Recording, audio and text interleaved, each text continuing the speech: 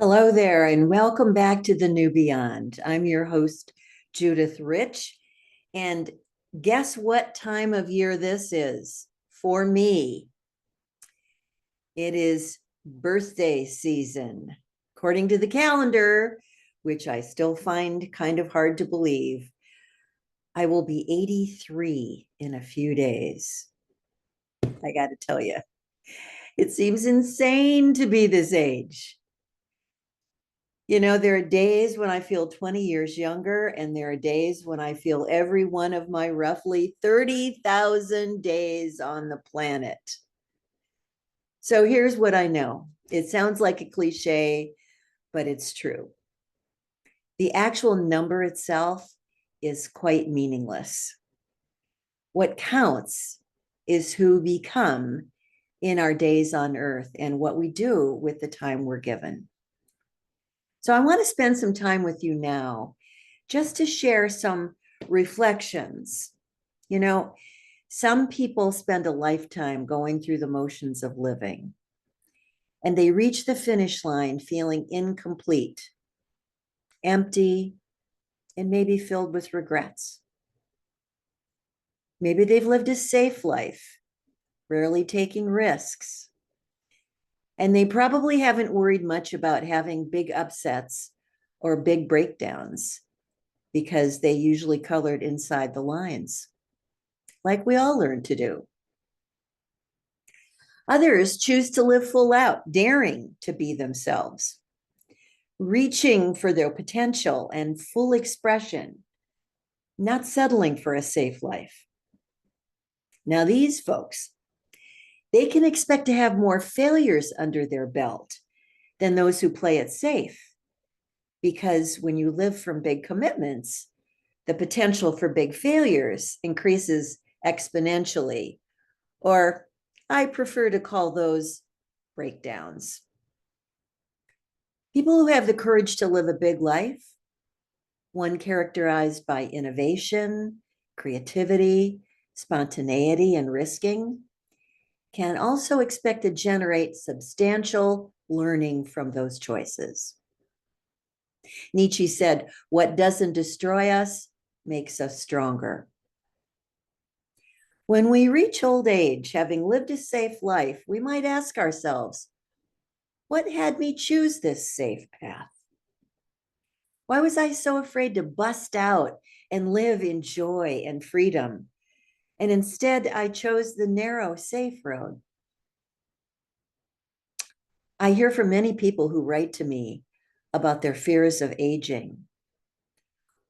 Often it's the 70th birthday that's the wake-up call. At age 70, there's no denying that we're pretty far down the path of life. The finish line is still somewhere off in the distance, hopefully, but it's starting to become visible, even if only psychically. For most, the chapters that were about career are over by age 70, and people are left with a sense of anxiety about what to do next in their life. Can you relate? If you've always identified as your work, who are you now when that chapter is over? Here's a thought. Consider that at some level, your work is never over. It will simply change form as you age and evolve. Your work will evolve right along with you. Consider that the lifetime of experience you've gained in your career is now what you have to offer to an entirely new audience of people. Today, more than ever, the world needs people who kind of know what they're doing, people who know what you know, who have the skills that you have. We need people to be in service to those less fortunate or those who need someone to mentor them. As I approach this 83rd birthday, I realized that I've lived pretty far out there on the edges of my life. For most of the years I've been on the planet, I have not lived a safe life. I've taken many risks. not all of which have turned out successfully. Many, many were painful. And I've written about those in my book, Beyond the Box, and I've talked about them here on the podcast. But I'll tell you, it's those risks and failures that have taught me the most. They were the grains of sand in my oyster that caused me to develop resilience, trust and faith, acceptance and humility. It's the hard lessons that have shaped me the most. They didn't destroy me. They made me stronger. I'm quite fortunate in that my genetic inheritance tends towards longevity. My mother lived to be 91, my father 86. So I might expect to be around for a while longer. At least I fully intend to be. And oddly enough, at a time in my life when most people are well into retirement, my work life is expanding and taking on new forms. There will be no slowing down for me. And that is just the way I want it. Well, we probably have it easier than any other generation of humans who have ever lived. I think it takes great courage to be a human being on planet Earth in the 21st century. We indeed live in a brave new world, which demands that we step up and courageously live into it full out. And now more than ever before, if I can just drop a little nugget of astrology in here, we are in Aquarius season.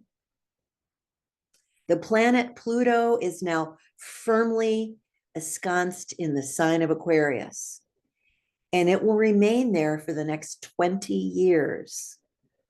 Pluto is the planet of death and rebirth. It's the planet of transformation. Maybe you're old enough to remember the musical Hair and the song, This is the Dawning of the Age of Aquarius.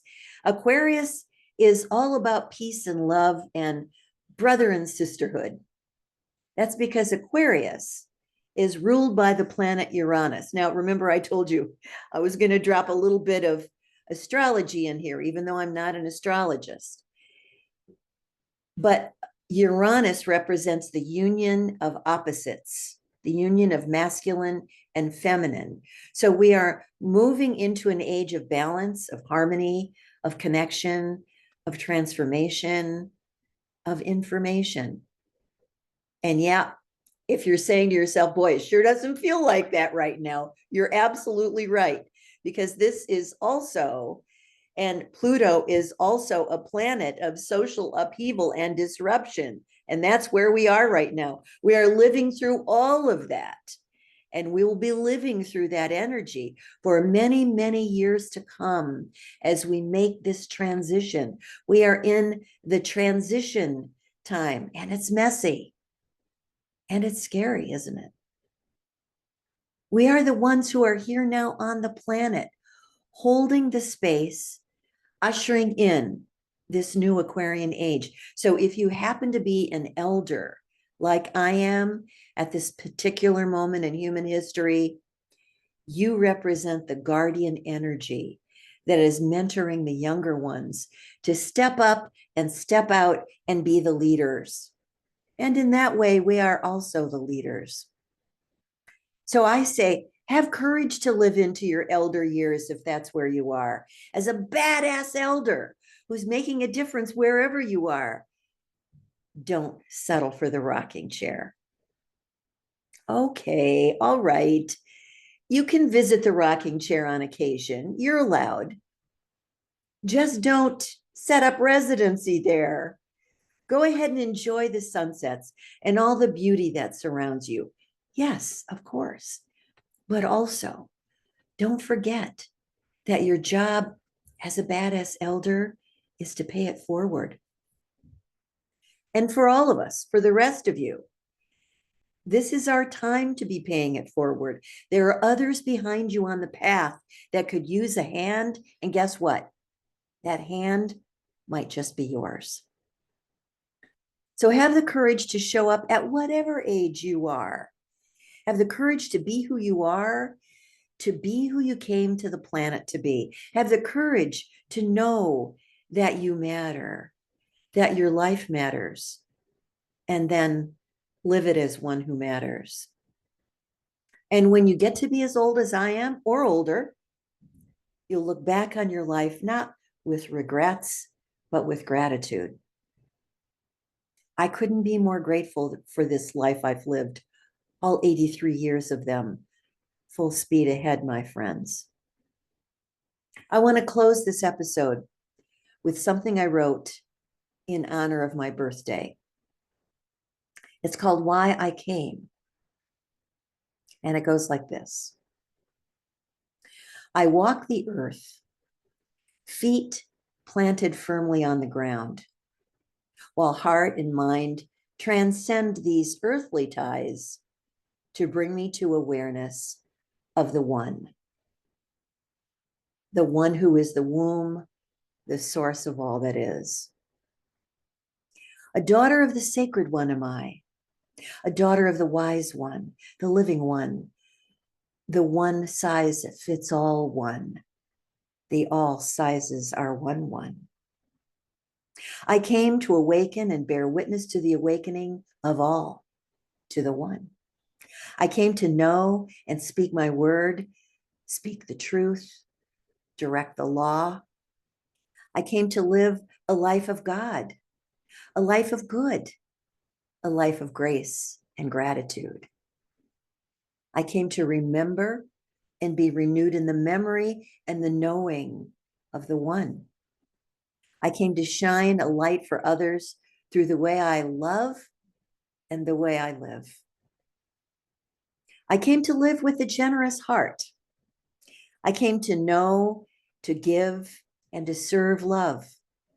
I came to know that love is who I am. I came to sing and praise and dance and shout. I came to love and serve and honor.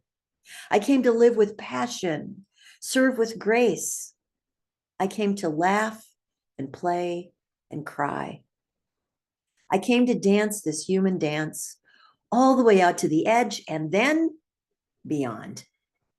I came to color outside the lines, be uncomfortable, live with gusto. I came to rewrite the rules about what is possible and what is impossible. I came to push the envelope, break barriers, go beyond definitions. I came to be a yes to adventure, a yes to wonder. I came to take the wonder road, the wonderful road, the joyful road, the playful road. I came to take the high road, the low road, the everything in between road. I came to cause a stir, ruffle the water, make waves. I came to be a pebble in the pond, to broadcast love and truth and joy. I came to be a rock of courage, a place of safety, a source of strength. I came to be a line in the sand, a stand for good, a stand for truth. I came to remember that life is good and life is now. And that is why I came. And so, my friends, I say to you, thank you. Those of you who've been listeners of this podcast for the last 3 years, I appreciate so much your sharing this journey with me. You are the reason this podcast even exists. And as we now take flight in this age of Aquarius, as we now ground ourselves in the transformational experience with the upheaval and the death and the rebirth, with what seems to be darkness, what seems to be an ending, we must remember that this is only a beginning. We must remember that before we can begin anything new, like the new beyond is this place in consciousness. Before we can begin as the collective, we are going through the dying process of the old paradigm that no longer serves us. And so for a while, and it has already been looking pretty dark, it will continue to look that way. But your job, my job, our job is to be the light and to hold that light high, to shine our lights brightly. As Dr. Clarissa Pinkola Estes said, this is an all souls on deck time. So bring your soul on deck, light your fire, and burn brightly, so that in this time of darkness, as we're moving through this time of death, rebirth, and transformation, you shine brightly. This is who you are. This is why you came, and this is why I came. So thank you for spending time with me today. Thank you for helping me celebrate my birthday. I look forward to meeting you here again in the new beyond. So until next time, many blessings.